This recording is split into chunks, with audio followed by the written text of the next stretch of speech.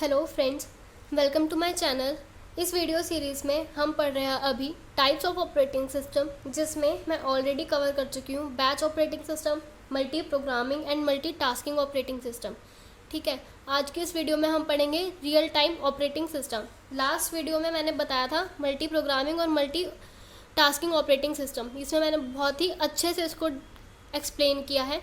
I am sure ये video आपको बहुत पसंद आएगा और इसे देखने के बाद आपको बिल्कुल भी कोई डाउट्स नहीं बचेंगे। तो अगर आप भी इसे पढ़ना चाहते हैं तो इस वीडियो को ज़रूर चेकआउट कीजिएगा। मैं इसका लिंक नीचे डिस्क्रिप्शन बॉक्स में दे दूँगी। ठीक है, तो शुरू करते हैं हम आज की ये video real time operating system. अब हम समझते हैं सबसे पहले रियल टाइम ऑपरेटिंग सिस्टम क्या होता है। ये एक स्पेशल पर्पस ऑपरेटिंग सिस्टम होता है, यानी कि ये किसी स्पेशल टास्क के लिए इसे बनाया जाता है, यानी कि जनरल पर्पस नहीं होता कि हर कोई इसे यूज़ कर ले। ये एक स्पेशल टास्क के लिए बनाया जाता है। स्ट्रिक्ट टाइम कंस्ट्रेंट्स होते हैं इसमें, यानी कि कोई भी डिले हम इसमें अफोर्ड नहीं कर सकते। नो डिले, कोई भी डिले नहीं होता इसमें, यानी कि टाइम कंस्ट्रेंट्स बहुत ही ज़्यादा स्ट्रिक्ट होते हैं। अब अगर हम बात करें कि कुछ ऐसे वर्ड्स होते हैं जिससे हम एक्सप्लेन कर सकते हैं इन्हें, तो वो होता है इमीडिएट। इमीडिएट मतलब कि तुरंत होना चाहिए, जो भी काम है वो उसी टाइम होना चाहिए, उसमें कोई भी डिले नहीं हो सकता। उसके बाद क्विकर कि यानी कि बहुत ही ज़्यादा फास्ट होगा ये काम। उसके बाद डेडलाइन ओरिएंटेड मतलब कि जो भी डेडलाइन हमारी है उस डेडलाइन में वो टास्क कंप्लीट होना चाहिए, उससे कुछ भी ऊपर नीचे हम नहीं कर सकते। ये होता है हमारा रियल टाइम ऑपरेटिंग सिस्टम, जो कि रियल टाइम सिनेरियोस में यूज़ किया जाता है कि हमें रियल टाइम पे जो काम करना है तो उसके लिए से हम यूज़ करते हैं। इसीलिए ये स्पेशल पर्पस है और इसमें कोई भी डिले नहीं होना चाहिए। ठीक है, अब हम एक डायग्राम देखते हैं जिससे हमें ये क्लियरली समझ में आ जाएगा कि ये क्या होता है। सबसे पहले हमारे पास होता है हार्डवेयर। इसे एक्सप्लेन करने के लिए सबसे इजी डायग्राम यही है, और अगर आप अपने एग्ज़ाम्स में भी करना चाहते हैं ना तो आप ये डायग्राम ज़रूर बना सकते हैं अपने एग्ज़ाम्स में। उसके बाद रियल टाइम ऑपरेटिंग सिस्टम। ठीक है, RTOS is the short form of real time operating system. ये किससे इंटरेक्ट करेगा? एप्लीकेशन से।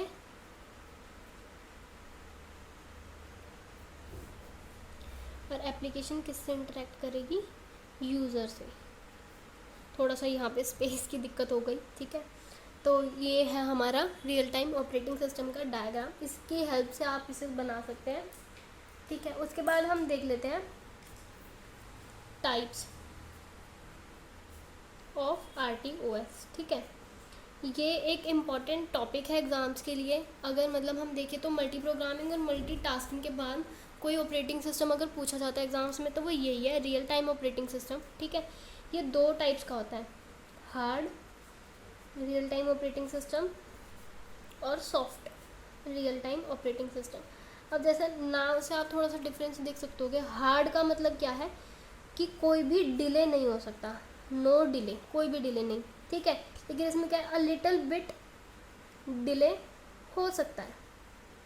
ठीक है, कि ऐसे सिचुएशंस में ये यूज़ होता है जहाँ पे डिले नहीं होना चाहिए, लेकिन अगर कभी किसी सिचुएशन में 19-20 ऊपर नीचे हो भी गया, एक आध सेकंड ऊपर नीचे हो भी गया तो इतने ज़्यादा इशू नहीं आएगा। लेकिन hard real time operating system में क्या है कि हम बिल्कुल भी कि मतलब नैनो सेकेंड्स का भी हम जो है डिले अफोर्ड नहीं कर सकते। अब जैसे मैं आपको hard real time operating system के कुछ एग्जांपल्स बताती हूँ जिससे आपको ये और भी ज़्यादा अच्छे से समझ आएगा। पहला हम देखते हैं मिसाइल लॉन्च। ठीक है,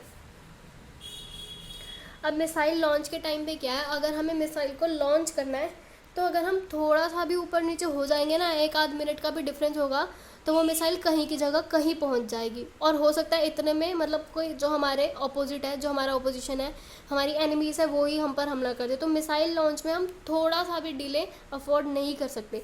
तो ये होता है hard real time operating system. Second example मैं आपको दे सकती हूँ, जैसे कि जब आप कार ड्राइव कर रहे होते हो तो क्या होता है, उसमें एयर बैग्स लगे होते हैं कि एक्सीडेंट के केसेस में जैसे ही अगर झटका लगता है हमारे ड्राइवर को तो एयर बैग्स ओपन हो जाए और उसको कोई भी हार्म ना हो, मतलब उसका कोई मेजर इंजरी ना हो। ठीक है, क्योंकि हमारे पास जैसे स्टीयरिंग व्हील होता है तो स्टीयरिंग बिल्कुल सामने ही होता है। अगर हल्का सा भी झटका ड्राइवर को लगेगा तो वो स्टीयरिंग पे जाकर टकराएगा, उसकी चेस्ट पे बहुत ही मेजर इंजरी हो सकती है। तो उससे प्रिवेंट करने के लिए एयर बैग्स होते हैं। तो जैसे ही झटका लगा एयर बैग्स का उसी टाइम पर खुलना बहुत ही ज़्यादा कंपल्शन है, ठीक है। तो ओपनिंग या फिर कह सकते हो आप वर्किंग ऑफ एयर बैग्स, ठीक है, इन कार्स या फिर कोई भी व्हीकल हो गया, उसमें एयर बैग्स की जो वर्किंग है वो बहुत ही ज़्यादा इम्पॉर्टेंट है। और उसमें थोड़ा सा भी डिले की मतलब एक्सीडेंट हुआ, जैसे झटका लगा और उसी टाइम पे ये एयर बैग्स ओपन होने चाहिए, लेकिन अगर इसमें थोड़ा सा डिले हो गया, ठीक है, 2 मिनट लेट हो गए हो ये ओपन होने में, तो इतने में तो वो चेस्ट उसकी टकरा जाएगी ना स्टीयरिंग से, तो मेजर इंजरी उसे हो सकती है। उसके बाद एयर बैग्स के ओपन होने का तो कोई फ़ायदा ही नहीं है, ठीक है। तो एयर बैग्स एक ऐसी चीज़ है जो कि hard real time operating system का एग्जांपल है कि इसमें थोड़ा सा भी डिले आप अफोर्ड नहीं कर सकते हो, ठीक है। तो ये हमारी दो तो हो गए hard real time operating system का एग्जांपल, और इससे मैं होप करती हूँ कि आपको समझ भी आ गया होगा कि इसमें थोड़ा सा भी डिले अगर होगा तो हम कितनी ज़्यादा मुसीबत में आ सकते हैं। तो इसमें आप एक चीज़ लिख सकते हैं, एक पॉइंट, कि there are high risks in case of any delay in hard real time operating system की बहुत ही ज़्यादा हाई रिस्क होते हैं अगर डिले हो जाएगा। So delay can not be afforded, तो हम डिले को अफोर्ड नहीं कर सकते इसमें, ठीक है। उसके बाद हम देखते हैं soft real time operating system. Soft real time में क्या है, 19-20 डिले हम यहाँ पर अफोर्ड कर सकते हैं, ठीक है, थोड़ा बहुत ऊपर नीचे होगा तो हम कर सकते हैं। जैसे इसका एग्जांपल मैं आपको देती हूँ, गेम्स, ठीक है। अगर आप गेम्स खेल रहे हो, आजकल तो मतलब अब तो बैन हो गई है, लेकिन ये गेम बहुत ही फेमस हुई थी, पबजी, ठीक है। तो पबजी में क्या आप लोगों को मज़ा आता है उसे खेलने में कि जैसे आपने कुछ भी किया तो इंस्टेंटली वो होना चाहिए, तो ऐसी बहुत सारी गेम्स होती है, ठीक है। तो गेम्स में जो है ये बहुत ज़्यादा चाहिए होता है हमें, कि हम चाहते हैं कि तभी तो हमें एंटरटेनमेंट मिलेगा, तभी तो ज़्यादा हमारा जो यूज़र एक्सपीरियंस है वो इंक्रीज़ होगा। तो यानी कि गेम्स में ये किस लिए यूज़ होता है, टू इम्प्रूव या बेटर बनाने के लिए यूज़र एक्सपीरियंस को, ठीक है। गेम्स को बेटर बनाने के लिए, इम्प्रूव बनाने के लिए यूज़र एक्सपीरियंस को हम यूज़ करते हैं soft real time operating system को, ठीक है। ऐसे ही बहुत सारे एग्जांपल्स हैं इसके। तो इसमें क्या है कि हमें चाहिए कि कुछ भी डिले नहीं हो, लेकिन अगर एक आध सेकंड का ऊपर नीचे हो भी गया तो ऐसी कोई बड़ी बात नहीं है, ठीक है। जैसा रिस्क हम यहाँ फेस करेंगे वैसा रिस्क इसमें हम फेस नहीं करेंगे, तो इसलिए यहाँ पर 19-20 डिले जो है अफोर्ड हम कर सकते हैं। यानी कि इसमें क्या है, there are no high risk, कि मतलब हाई रिस्क नहीं होता, मतलब जितना एज कम्पेयर टू यहाँ पे जितना हाई रिस्क होता है उतना हाई रिस्क यहाँ पे नहीं होता। So we can afford delay of some seconds, ठीक है। कुछ सेकेंड्स का डिले हम यहाँ पर अफोर्ड कर सकते हैं, हाँ, लेकिन उससे ज़्यादा भी डिले नहीं होना चाहिए यहाँ पे, तो ये डिले तो हम अफोर्ड कर सकते हैं, ठीक है। ये होता है हमारा रियल टाइम ऑपरेटिंग सिस्टम, ये होता है हमारा soft real time operating system, ठीक है।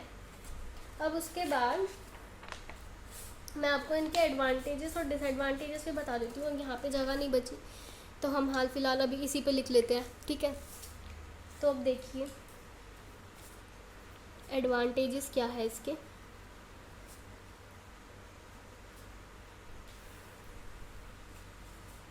सबसे पहला क्या, वर्क इज कंप्लीटेड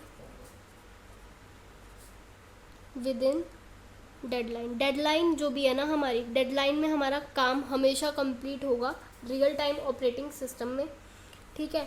उसके बाद फास्टर टास्क शिफ्टिंग, अगर हमारे 2 टास्क है ना, हम 2 टास्क के बीच में स्विच करते हैं, जैसे हमने देखा था प्रोग्रामिंग, मल्टी प्रोग्रामिंग और मल्टी टास्किंग में हम 2 प्रोग्राम्स के बीच में शिफ्ट करते हैं, जिसे हम बोलते हैं कंटेक्स्ट स्विचिंग, ठीक है। जब हम उनके बीच में शिफ्ट करते हैं, स्विच करते हैं, तो वो यहाँ पे बहुत फास्ट होता है, क्योंकि हम डिले अफोर्ड नहीं कर सकते, तो उनको चेंज करने में, उनको वो करने में जो भी होता है ना, तो वो हम अब यहाँ पे बहुत फास्ट होता है जो भी टाइम उसमें लगता है, ठीक है।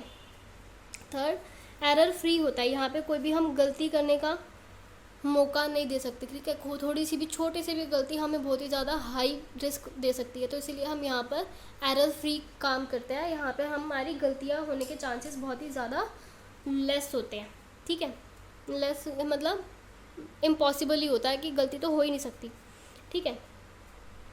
डिसएडवांटेजेस, डिसएडवांटेजेस क्या है? कॉम्प्लिकेटेड लेआउट, इसका लेआउट बहुत ही ज़्यादा कॉम्प्लिकेटेड होता है, ठीक है। इसको मैनेज करना, इसको बनाना बहुत ही ज़्यादा डिफ़िकल्ट होता है, ठीक है। उसके बाद इसको हाई कॉस्ट लगती है डेवलप करने में, ठीक है। तो कॉस्टली टू डेवलप करने की कॉस्ट इसकी बहुत ही ज़्यादा होती है, और इसके साथ कॉम्प्लेक्स होता है ये, बहुत ज़्यादा कॉम्प्लेक्स सिस्टम, ठीक है। एंड क्रिटिकल सीपीयू साइकिल, जो सीपीयू का साइकिल होता है ना वो बहुत ही ज़्यादा क्रिटिकल होता है। सीपीयू का साइकिल मतलब जो स्केड्यूलिंग हम करते हैं, जो भी काम वो करते हैं ना सीपीयू का, जो भी काम होता है वो यहाँ पे बहुत ही ज़्यादा डिफ़िकल्ट होता है, ठीक है। अब इसी के साथ हमारा ख़त्म होता है रियल टाइम ऑपरेटिंग सिस्टम। हमने पहले देखा रियल टाइम ऑपरेटिंग सिस्टम क्या होता है, हमने उसके जो है डायग्राम देखा, उसके टाइप्स पढ़े हमने, ठीक है। हार्ड रियल टाइम क्या होता है, सॉफ्ट रियल टाइम क्या होता है। इसका मैं आपको एक और एग्जांपल दे सकती हूँ। इसका एक और एग्जांपल है हमारा एयरलाइंस रिजर्वेशन सिस्टम, ठीक है। एयरलाइन रिजर्वेशन सिस्टम होता है जैसे कि एयर कंट्रोल होता है ना, ठीक है। मैं यहाँ पे भी लिख देती हूँ, एयर ट्रैफिक कंट्रोल करना, कि अगर हम एयर ट्रैफिक को कंट्रोल करते हैं, कि जैसे हमारे पास यहाँ पर तो हमारे पास होता है ना कि ट्रैफिक पुलिस होती है कहीं कहीं जगह पे जहाँ पे रेड लाइट नहीं होती, तो वो जो है ये बताती है कि कहाँ आपको टर्न करना है, कैसे करना है, और ट्रैफिक पुलिस करती है। तो उसी तरीके से एयर ट्रैफिक को भी कंट्रोल करने के लिए यहाँ पर लोग होते हैं जो एरोप्लेन्स को बताते हैं, क्योंकि एरोप्लेन्स को वहाँ पर हवा में तो कुछ नहीं पता चलता ना कि कहाँ पर जा रहा है रास्ता, तो उनको हर सेकंड में हर मिनट में बताया जाता है कि आपको कहाँ टर्न करना है, कैसे लेके जाना है। तो एयर ट्रैफिक को कंट्रोल कर रहे हैं, ठीक है। इसमें भी थोड़ा सा भी डिले हम अफोर्ड नहीं कर सकते, अगर थोड़ा सा भी डिले होगा तो क्रैश हो सकता है, बहुत ही ज़्यादा क्रिटिकल सिचुएशंस आ सकती है। तो इसीलिए hard real time operating system का ही एग्जांपल है ये दोनों भी। और ये soft real time operating system पढ़ा, उसके बाद हमने पढ़ा advantages and disadvantages of real time operating system. Hope आपको ये वीडियो अच्छा लगा होगा। अगर आपको ये वीडियो अच्छा लगा, आपको ये समझ आया, तो ज़रूर इसे लाइक करें, कमेंट करके बताएं। कोई भी क्वेरीज है तो आप कमेंट सेक्शन में पूछ सकते हैं। Subscribe to my channel and share with your friends. Thank you.